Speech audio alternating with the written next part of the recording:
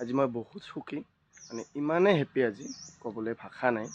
কাৰণ মোৰ লগত আছে এতিয়া CISFৰ জইনিং লেটাৰ, আৰু এইখন লেটাৰ পোৱাৰ এদিন সপোন আছিল।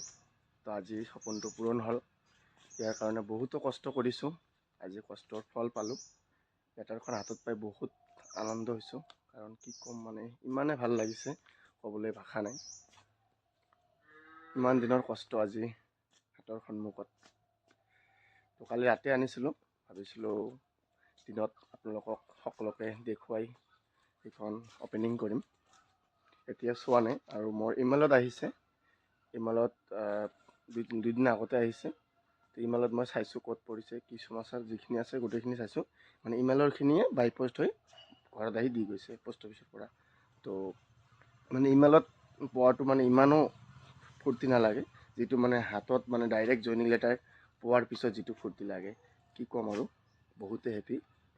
তো আপোনালোককো দেখুৱাই আছোঁ জইনিং লেটাৰ এখন, ভিতৰত কি কি আছে আৰু ক'ত পৰিছে, কি সমাচাৰ, সকলোখিনি ডিটেইলছ আপোনালোকক দি আছোঁ। তো এয়ে হ'ল, এনেকৈ পূৰা স্পীড পোষ্টত আহে, চাই লওক। তো ব্লগ এতিয়া আপোনালোকক জইনিং লেটাৰখন আনবক্সিং কৰি দেখুৱাম, আৰু ক'ত পৰিছে সেইখিনি সকলোখিনি ডিটেইলছ দি দিম। তো জইনিং লেটাৰৰ লগত 4-5খন পেজ আহিছে, আৰু কেইবাখনো ফৰ্ম আহিছে, মানে ফৰ্ম কেইখন ফিল আপ কৰি লৈ যাব লাগিব।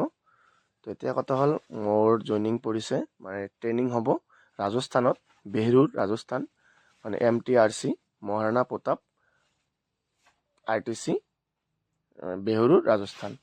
তো 16 তাৰিখ আছে জইনিং, এপইণ্টমেণ্টখন চাই লওক। তো কাৰোবাৰ যদি 16 তাৰিখ জইনিং আছে বেহৰুৰত, তো কমেণ্ট এটা কৰি দিব।